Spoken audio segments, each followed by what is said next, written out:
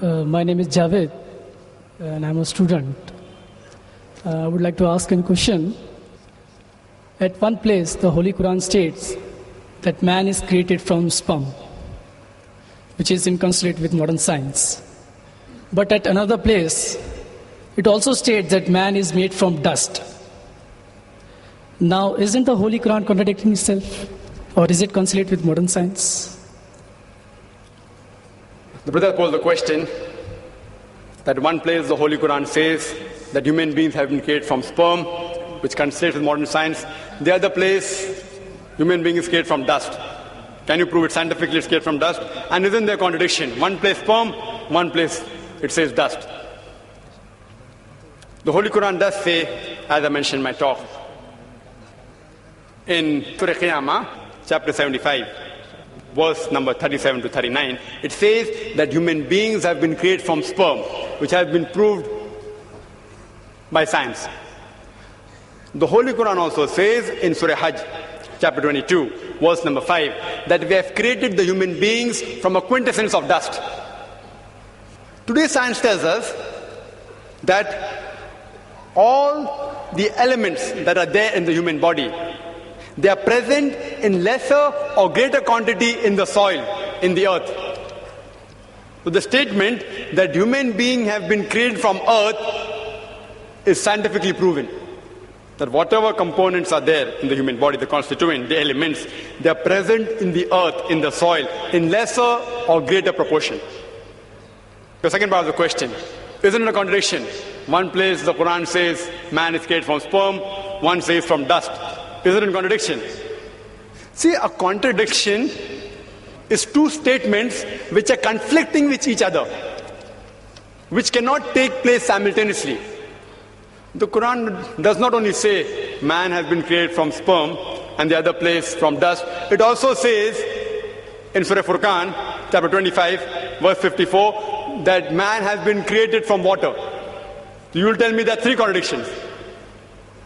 See, science has proven that man has been created from dust, as well as from sperm, as well as from water. If I tell you in one statement that to make a cup of tea, I require water. In the second statement I say, to make a cup of tea, I require tea leaves or tea powder. It's not a contradiction. I require both.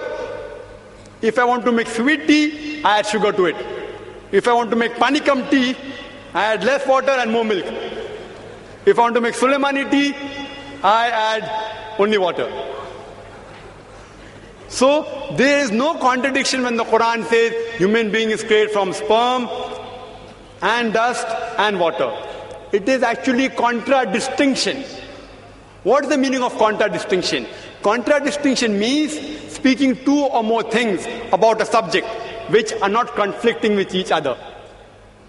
For example, if I say that this man is honest, he's kind and loving, it is contradistinction.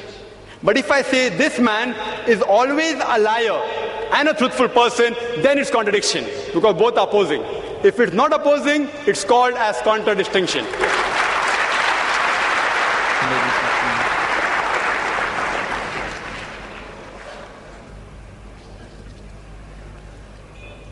Next question from the ladies section.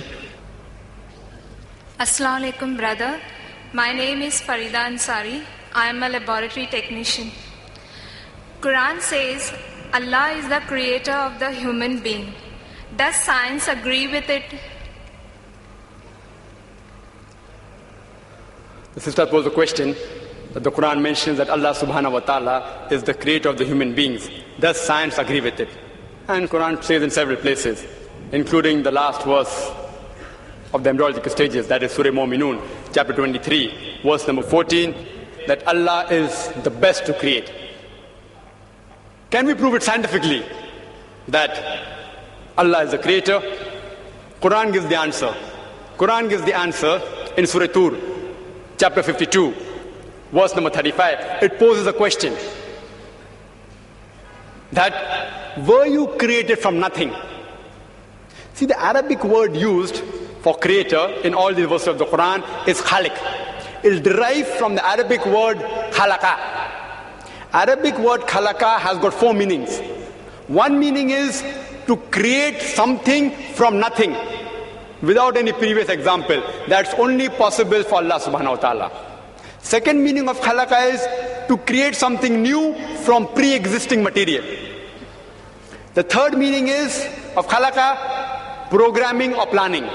And the last meaning is to make smooth. So Quran poses a question in Surah Tur, chapter 52, verse 35, that were you created from nothing? But naturally the answer is negative. No. Human beings aren't created from nothing. They pose the next question. Were you the creators or we the creators? We know very well that man cannot create another man. If he could do that, then the moment he died, he would have created himself back. If his relatives would have died, he would have brought them back to life. Human beings can't even create a living creature such as fly, live outside human being. Neither can you attribute the organs of the body, say the reproductive organs, like testes or ovaries, that they are the cause for a creation. Because if you say that the testes, the uterus, etc. are the cause, then you have to include your ancestors, their reproductive system, their ancestors, all are responsible. So the answer is negative. Quran poses the next question in Surah Waqia, chapter 56, verse number 58 and 59, that do you not look at the sperm you have emitted? Were you the creator or we the creator? And but natural, all these questions that Quran poses, the answer is negative. Some people can say it's by chance. By chance we were created. They say nature. Natural thing. It happened by chance. Let's analyze scientifically whether the human beings can be created by chance. The protein molecule is a very important structure of the living cell. Very important part in the living structure of the cell. The protein molecule consists of 5 elements: the carbon, nitrogen, oxygen, hydrogen, and sulfur. And there are tens and thousands of atoms required to make one molecule. One atom has 5 elements: carbon, nitrogen, oxygen, hydrogen, and sulfur. There are tens of thousands of atoms which make one protein molecule. And there are approximately 92 free elements. The chances that out of these 92, the 5 will form an atom, and these atoms will form tens and thousands of atoms to form one protein molecule was calculated by Frank Alien. And he said the chances are 1 in 10 raised to 160. You know what is the meaning of 1 in 10 raised to 160? If I say 1 in 10 raised to 2, 10 raised to 2 means 100, 2 zeros. 1 in 100, chances 1%. If I say 1 in 10 raised to 3, it means 1 in 1,000. That's 0.1%. If I say 1 in 10 raised to 4, it means 1 in 10,000. Means 0.01%. So when the calculation was made, 1 in 10 raised to 160, it means 0.00000, 157 zeros, then 1. And mathematics tells anything 1 in raised to 10 raised to 50, it's counted as 0. Furthermore, this is talking about one molecule, and the substance required to form this one molecule of protein was calculated by another person, Charles Guy, that it will require millions of times of substance as huge as our galaxies.